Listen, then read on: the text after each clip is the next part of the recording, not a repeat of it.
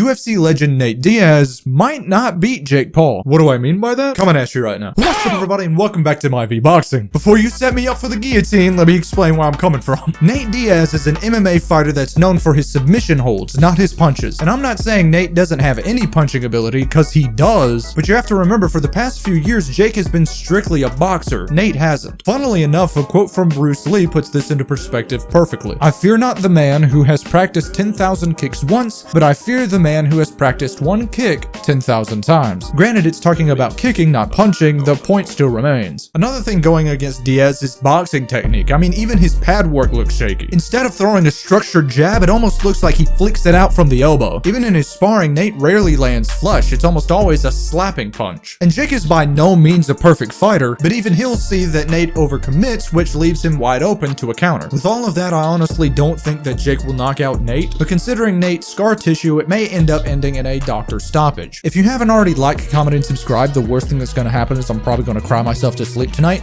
but if you don't click on this next video, Jake Paul is coming for you in your sleep. I mean, Jake loses to one boxer and he immediately goes to an MMA fighter. Oy vey.